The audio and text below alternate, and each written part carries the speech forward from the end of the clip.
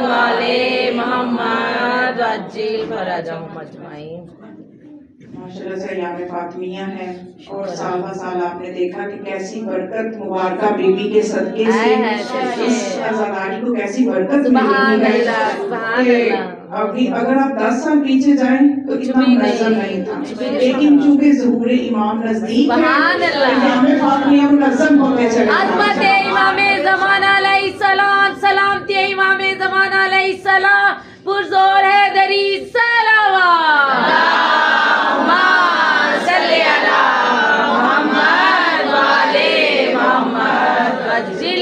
जूं जूं ज़हूरे इमाम अलैहिस्सलाम करीब तर होता चला जाएगा, ये अय्याम लोगों की समझ में आते चले जाएंगे। इसका एक फलसफा है, खुदा के हर काम के लिए एक वक्त मुअय्यन है। हम बहुत जल्दी करते हैं कि ये काम ऐसे क्यों नहीं हुआ, फलां का वक्त पे क्यों नहीं हुआ, फलां अंदाज से क्यों नहीं हुआ। हम चूंकि अल्लाह की मशीयत को नहीं जानते, उसकी मसलहत को नहीं समझते, और उसके लिए जरूरी नहीं है कि वो हमें मसलहत बताए, वो हमें मशीयत बताए। हमारे लिए इतना काफी है कि वो हमारा रब है और वो मेहरबान है और वो बख्शने वाला है और वो आदिल है। जब हमने उसकी इन सिफात का इकरार कर लिया तो हमें ये सवाल ही पैदा हमारे अंदर नहीं होना चाहिए कि ऐसे क्यों तो वैसे क्यों। नाराए तकबीर, नाराए रिसालत, नाराए हैदरी, शहज़ादी कौनैन जनाब फातिमा तु ज़हरा सलामुल्लाह अलैहा बुलंद सलावत।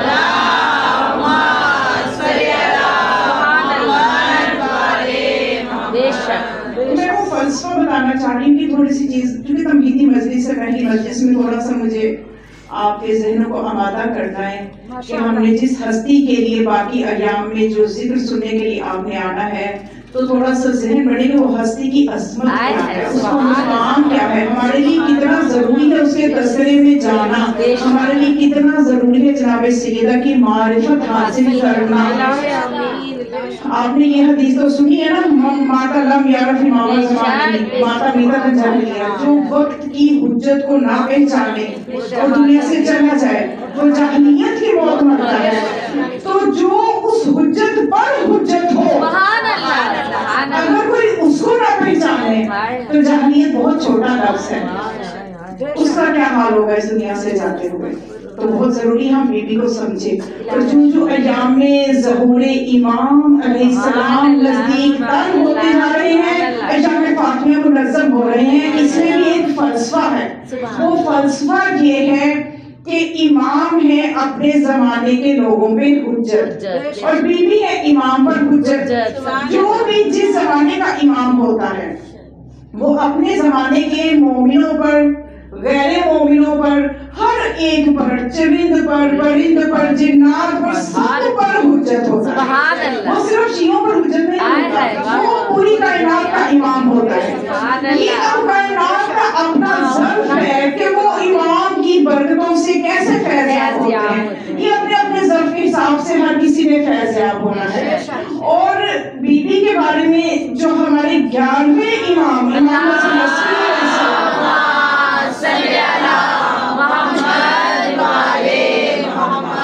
वो जो फरमा गए हैं, वो ऐसा फरमान हमारे पास मौजूद है, कीमती फरमान, कि जिसमें मौला ने फरमाया कि हमारी जद्दा फातिमा नानो हुज्जतुल्लाहि अलल बराया व जद्दतुना फातिमा हुज्जतुल्लाहि अलैना, कि हम जो इमाम हैं हम अल्लाह की मखलूक पर हुज्जत हैं, और जो हमारी जद्दा फातिमा है वो हम इमामों पर हुज्जत है। और एक चीज समझ में आई कि हर इमाम जब हुज्जत है तो वो अपने अपने जमाने में बिलफिल अपनी इमामत के फराइज को अंजाम देता रहा।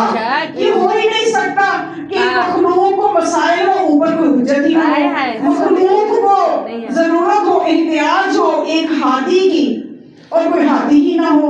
इसलिए हर जमाने में एक हुज्जत थी और हुज्जत का बिलफिल इमामत के फराइज को अंजाम देना जरूरी है। ऐसा नहीं है कि इमाम तो है लेकिन कहीं सातवें आसमान पे है, जैसे हजरत ईसा अलैहिस्सलाम भी है तो सही लेकिन चौथे आसमान पे हैं, हजरत وہ بھی کسی آسمان پہ ہے. لیکن جو حجت بالفعل جو امام ہے, جو اولی الامر ہے, اس کے لیے آسمانوں پہ نہیں, اس کے لیے زمین پہ ہونا بھی ضروری ہے, حجت کا ہونا ضروری ہے. تو اب جو امام دنیا سے جائے گا وہ بالفعل امامت نہیں کر رہا, بالفعل امامت وہ کرے جو اس زمانے کا امام ہو, وہ کرے. اور وہ حجت بھی ہے, حجت کا تعلق قائم ہونا ضروری ہے اپنی چاہنے والوں سے, اپنے موالیوں سے تعلق قائم ہونا, ان کے مسائل میں جانا, ان کی مصیبتوں پہ دعا کرنا, ان کی مشکلوں کو حل کرنا, یہ سب امام کے لیے ہے. یہ کہ وہ اس طرح کا ایک رابطہ معنوی اور ایک رابطہ ظاہری بھی قائم رکھے. اس لیے امام صرف خوابوں میں نہیں آتے, امام صرف ہمارے دلوں میں نہیں ہے, دل و دماغ میں کیا, ہمارے عمل سے بھی ہم نے ثابت کرنا ہے کہ ہم وہ ہیں کہ ہم زندہ امام کے چاہنے والے ہیں, ہمارا امام موجود ہے. تو بس جب ہر حجت کا اپنے لوگوں کے درمیان ہونا ضروری ہے, تو اب جب جناب سیدہ ہے اماموں پر حجت, اس کا مطلب جس امام کا زمانہ ہوگا اس کو جو احکامات ملیں گے وہ جناب سیدہ سے. یہ رابطہ جب حجت کا ہونا ضروری ہے, تو جب جو جس پہ حجت ہوگا اس کا رابطہ ہونا ضروری ہے. تو اب جناب سیدہ ہے اماموں پر حجت, اس کا مطلب جو بھی زمانے کا امام ہوگا اس کا جناب سیدہ سے ایک رابطہ, ایک سارا کچھ ایک منظم سسٹم کے ساتھ ایک رابطہ ہوگا. یہ جو ظہور ماننا یہ کوئی ایسی کوئی آسان بات نہیں ہے جو ہم کتابوں میں پڑھ کے بھی خوش ہو جاتے ہیں کہ اچھا بھائی چلو مولا آئیں گے تو اس طرح سے ہوگا, یہ زمانہ ہوگا, وہ شیر اور بکری ایک جگہ پانی بھی, سب کچھ ایسے نہیں ہو جانا. یہ باقاعدہ کام ہو رہا ہے اور ظہور تک ہوتا رہے گا.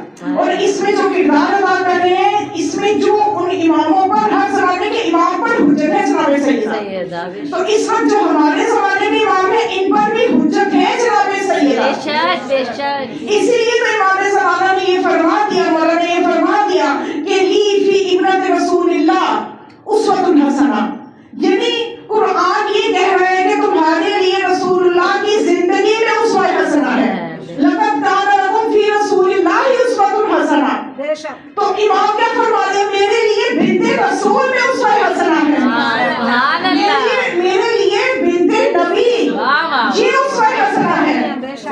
جن کی تو معرفتیں کمزور ہوں گی, عقلیں محدود ہوں گی, تو وہ یہ کہیں گے او ہو یہ شیعوں نے کیا کہہ دیا, یہ پھر مولا نے کیا کہہ دیا.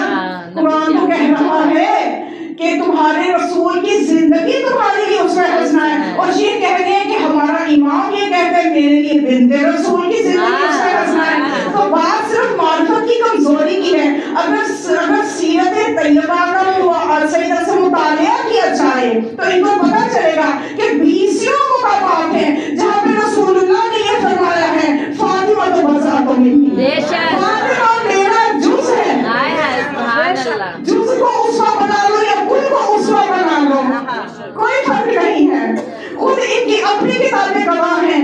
اس حدیث کو اتنے تواتر کے ساتھ نقل کیا گیا ہے دونوں مسلک اہل سنت اور اہل تشیع نے کہ فاطمہ میرا ٹکڑا ہے, فاطمہ میرا حصہ ہے. تو جب حصہ مانتے ہو تو اس پہ حسنہ لینے میں کیا حرج ہے, اس پہ حسنہ بنانے میں کیا مسئلہ ہے. تو اس لیے مولا نے متوجہ بنایا اپنی جدہ کی طرف کہ اس وقت میرے اوپر وہ حجت ہیں, اور 20 مقامات میں رسول نے فرمایا کہ میری بیٹی میرا جز ہے. اس میں صرف ایک دو مقامات میں آپ کے سامنے عرض کر دوں تاکہ اس پر مزید وضاحت ہو جائے کہ جناب سیدہ کس طرح سے جزو رسول ہے, کس طرح سے جزو رسالت ہے. یہ بات تھوڑی ہمیں سمجھ میں آ جائے کہ کس طرح سے جزو رسالت ہے. دیکھو بچوں کے لیے تو میں یہ مثال دوں گی کہ اگر ایک روٹی پکی ہے اس کا ایک ٹکڑا میں الگ کر دوں اور کوئی آ کے سوال کرے کہ اس ٹکڑے کے انگریڈینٹس کیا ہیں, اس کا ذائقہ کیا ہے, اس کی طاقت و توانائی کیا ہے, اور اس باقی روٹی کی طاقت و توانائی کیا ہے, تو میں اس کی عقل میں سوال کروں گی کہ مجھے وہ حیرت ہے بھئی آپ یہ سب اسی کا تو ٹکڑا ہے, جو اس کی تاثیر وہی اس کی تاثیر, جو اس کا اثر وہی اس کا اثر.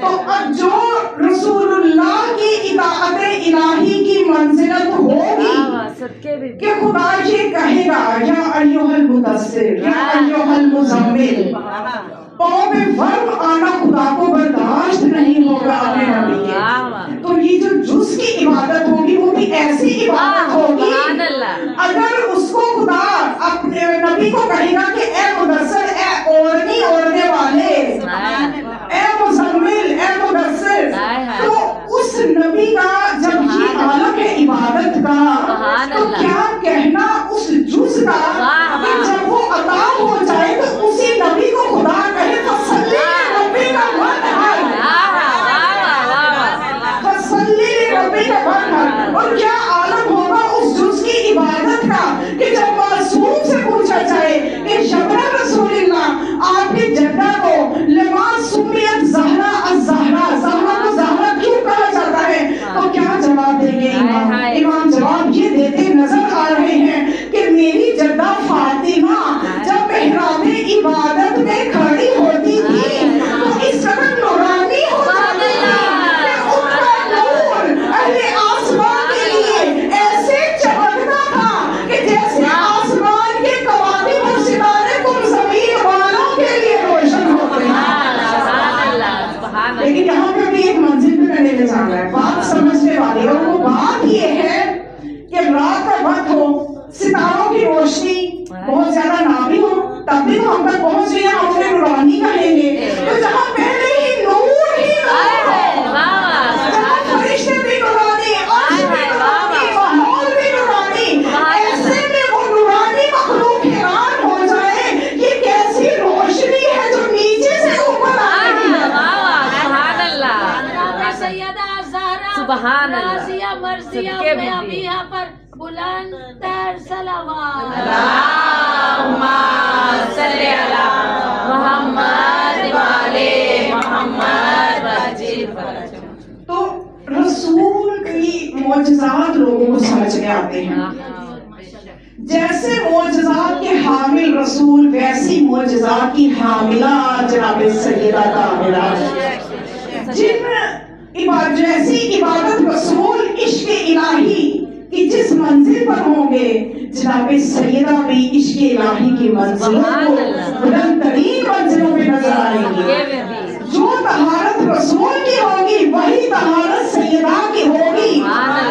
تبھی تو لقب بطول ملا، کوئی فرق نہ سمجھنا. اس لیے رسول خدا نے ایک مرتبہ مولا علی علیہ السلام سے یہ فرمایا کہ شاہ علی آج دل چاہتا ہے کہ تمہیں میں اپنی بیٹی فاطمہ کے کچھ فضائل بتانے والا رسول، سننے والے علی، فضائل کی محفل جیسے آپ نے لگائی ہوئی ہے، سیدہ کے فضائل کی محفل لگائی. تو اس میں پہلا جملہ ہی رسول نے یہ فرمایا کہ یا علی فاطمہ میرا جز ہے. اس سے آگے بات ہی ختم ہو جاتی ہے. یہ سب فضائل کو سموئے ہوئے ہیں یہ جملہ کہ فاطمہ میرا جز ہے.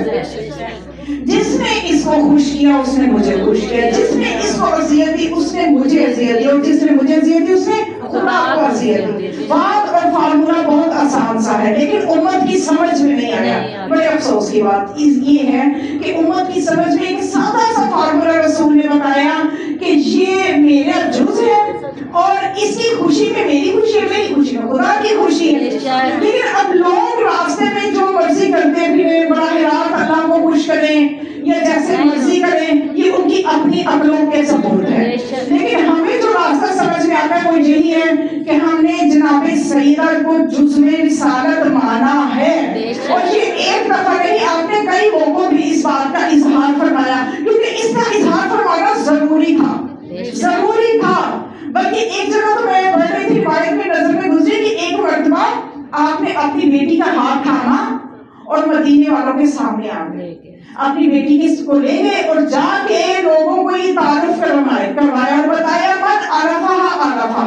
یہ اہل بیت علیہ السلام کے خاص انداز ہے. جب اپنا تعارف کروانے لگتے ہیں تو جملہ کہتے ہیں جو جانتا ہے وہ جانتا ہے، جو نہیں جانتا وہ جان لے کہ یہ میری بیٹی ہے، یہ میری روح ہے، یہ میری پسیوں کے پیچھے میری پسلیوں کے درمیان میری موجود میری روح ہے، یہ میرا جوز ہے، یہ مجھ سے ہے، میں اس سے ہوں۔ جب بیٹی کا ایسا کون باپ ہے جو بیٹی کا ایسا تعارف کروائے؟ یہ رسول ہیں جو جانتے ہیں کہ اس امت کے لیے ضروری ہے اس بیٹی کا ایسا تعارف کروانا، اور بتایا کہ جان لو کہ یہ مجھ سے ہے، یہ میرا جز ہے۔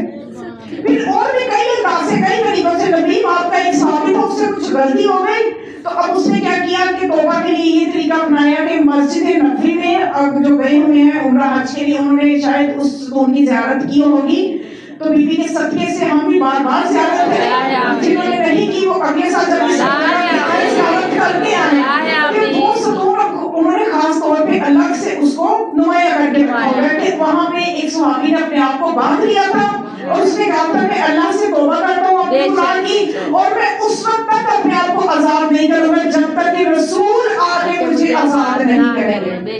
اب انداز رسول دیکھیے، رسول نے جناب سیدہ کو بھیجا، فاطمہ کو بھیجا کہ جو جا کے اس کی رسیاں اسے کہو کہ رسول تم سے راضی ہے، میرے بابا تم سے راضی ہے، اور رسیاں اس کی جا کے اسے کہو کہ کھول لے۔ جب بی بی گئی تو اس نے کہا کہ نہیں، میں نے تو کہا تھا کہ رسول آئیں گے تو وہ مجھے یہ ضمانت دیں گے تو میں رسیاں کھولوں گا۔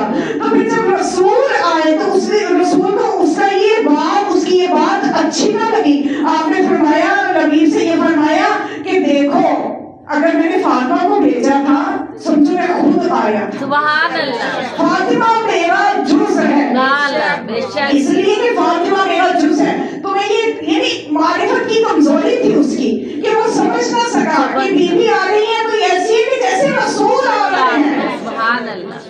تو اب رسول تک امت ساری جمع ہو جاتی ہے، تو اس لیے اپنا جز فرماتے رہے کہ اس کو پہچانو، کبھی اس کی توہین نہ کرنا، اور بار بار فرمایا کہ فاطمہ کا گھر میرا گھر ہے، فاطمہ کا دروازہ میرا دروازہ ہے، اور جز جو ہے وہ کل سے ہوتا ہے، تو جز کی ساری خبر کل کو ہوگی، کل کی ساری خبر جز کو ہوگی۔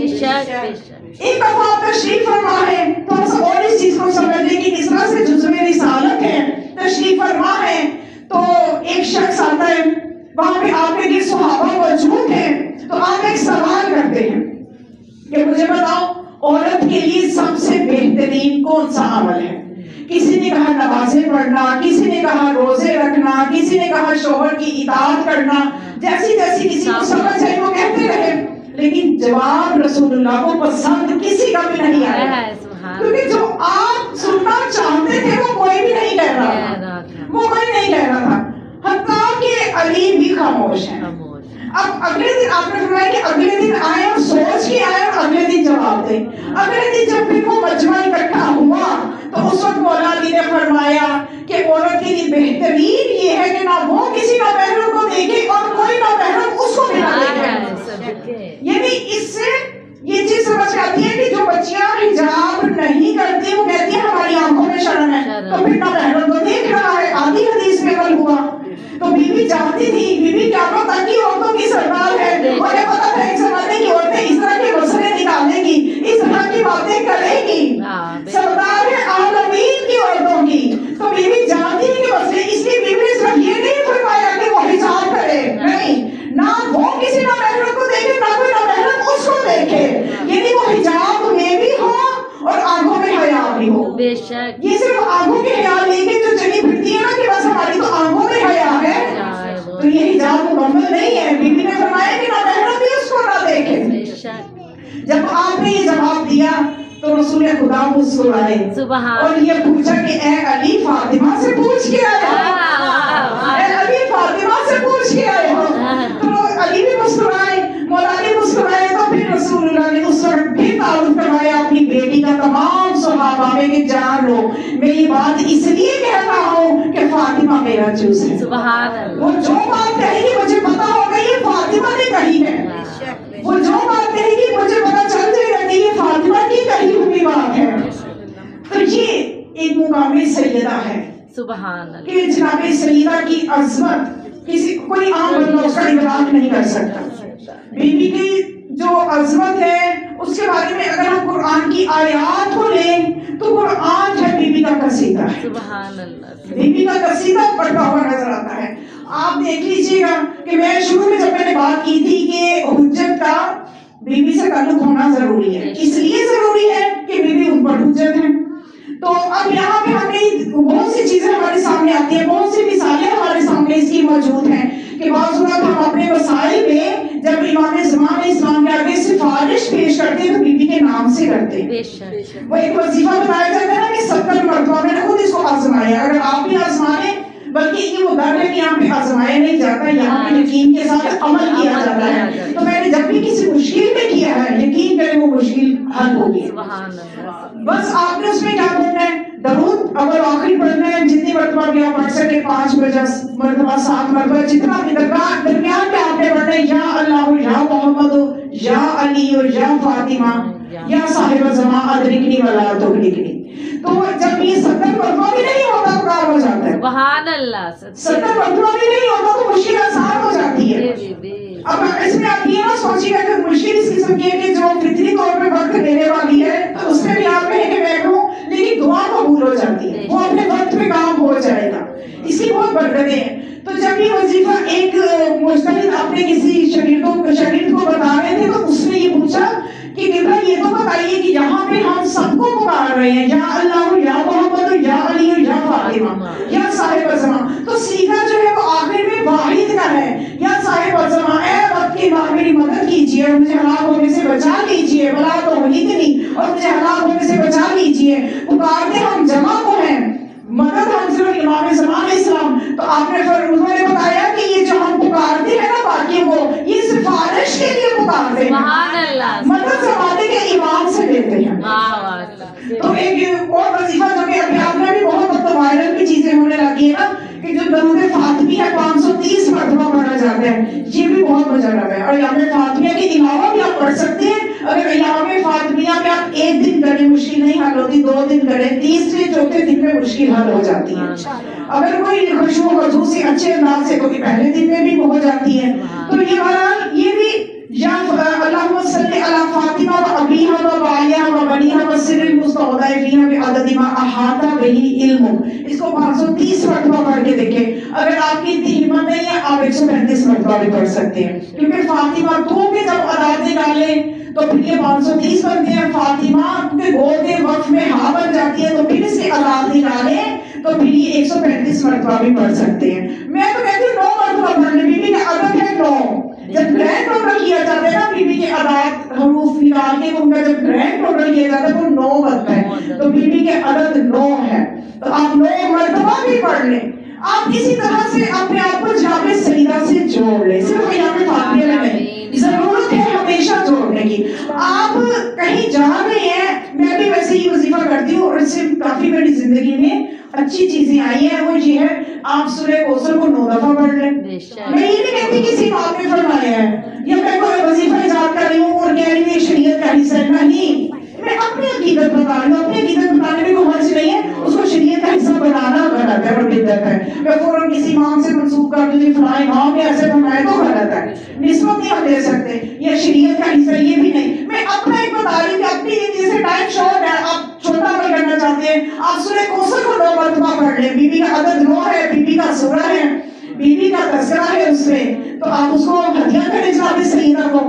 تو کسی بھی انداز سے روزانہ اپنے امام کے ساتھ اگر آپ نے اپنے امام کا راضی کرنا ہے تو ہمیں ان کی جدہ کے ذریعے سے راضی کرنا آسان ہے، کیونکہ جناب سیدہ جو ہے یہ ماں ہے، یہ صرف سادات کی ماں نہیں ہے، تمام محبوں کی ماں ہے. اور ماں کا دل بہت نرم ہوتا ہے، ماں کو راضی کرنا سب سے آسان کام ہے.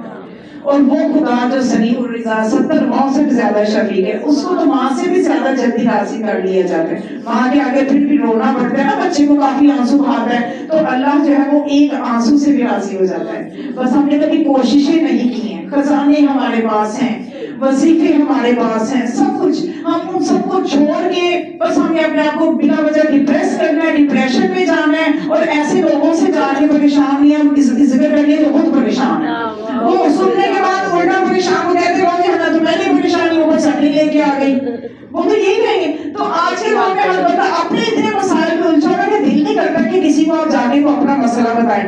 اگلے کے ہر بندے کی اپنی جگہ پہ ایسی مصیبتیں مسائل میں وہ تو بہتر یہ ہے کہ آپ ادھر ادھر مسائل بتانے کے بجائے مصلی بچھائیں, بیوی کو 2 رکعت نماز ہدیہ کر دیں, صبح کی نماز کی طرح نماز پڑھیں, بیوی کو ہدیہ کریں, اور اس کے بعد آپ 135 مرتبہ صلاۃ فاطمی پڑھ لیں اور بیوی سے توسل کریں.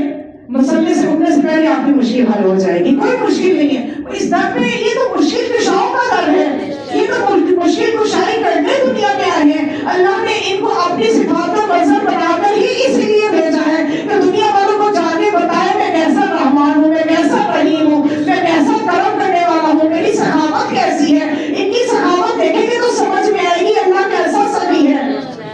اس گھر کی سخاوت دیکھیں گے تو, اس گھر کا کرم دیکھیں گے تو سمجھ میں آئے گا خدا کیسا کریم ہے. اس کے علاوہ کسی سے سمجھ میں آئے گا آپ کو کہ خدا کیسا کریم ہے, کیونکہ خدا نے مظہر ان کو بنا کے بھیجا ہے. جب ہم ان کو سمجھیں گے تو خدا سمجھ میں آئے گا. ان کو نکال کے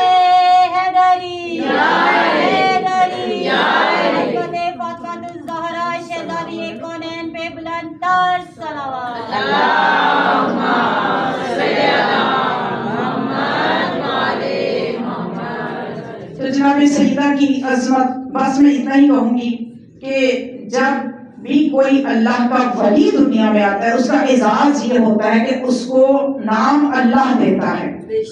حسن دنیا میں آئے نام اللہ نے رکھا, حسین دنیا میں آئے نام اللہ نے رکھا. جناب سیدہ بھی جب دنیا میں آئی تو نام اللہ نے ایک نہیں 9 رکھے. یہ عظمت ہے جناب سیدہ کی کہ ان کے 9 نام اللہ نے رکھے. دنیا والے جب نام رکھتے ہیں تو صلاحیت ہو یا نہ ہو اپنی محبت میں نام رکھتے ہیں. خدا جب نام رکھے گا وہ جانتا ہے کہ میں جو نام رکھ رہا ہوں یہ اس کی مصداق بڑھے گی. فاطمہ فاطمہ ہے, اللہ نے نام فاطمہ رکھا اور اس کی 3 وجوہات ہیں علماء نے لکھی ہیں. ایک تو آپ نے سن رکھی ہوگی فاطمہ کا مطلب کیا ہے, جدا کرنا, جدا کرنا یعنی جدا کرنے والی. فتم سے نا, فتم کا مطلب ہے جدا کرنا. اس کے جو روٹ ورڈز ہیں وہ ہے فا تو میم, یعنی فتم جدا کرنا, فاطمہ جدا کرنے والی کہ جو اپنے شیعوں کو جہنم کی آگ سے جدا کرے گی. اور فاطمہ کو فاطمہ ایک جگہ ایک معصوم نے فرمایا کہ اس لیے کہا جاتا ہے کہ یہ وہ بیوی ہے کہ جو لوگ اس کی معرفت سے جدا ہے, لوگ اس کی معرفت حاصل کر ہی نہیں سکتے, اس چیز سے جدا ہے کہ وہ نبی سیدہ کی معرفت حاصل کر سکے. ایک اور جگہ مجھے علت نظر آئی اس میں فاطمہ کی, وہ وجہ یہ کہ معصوم نے بتائی کہ فاطمہ کو فاطمہ اس لیے کہا جاتا ہے کہ فاطمہ کو اس کے ورثے سے جدا کیا جائے گا, ورثے سے جدا رکھا جائے گا.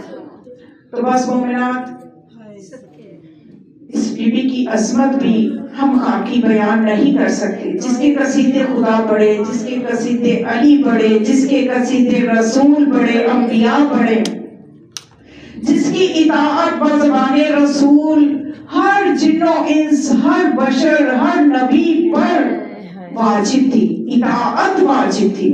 جس بی بی کی معرفت اور اطاعت کے بغیر انبیاء کی نبوت نہیں بچتی. صریحاً فرمانے رسالت مآب موجود ہے, کسی نبی کی نبوت اس وقت تک نبی نہیں بنتا جب تک میری بیٹی فاطمہ کی معرفت کا اقرار نہ کرے.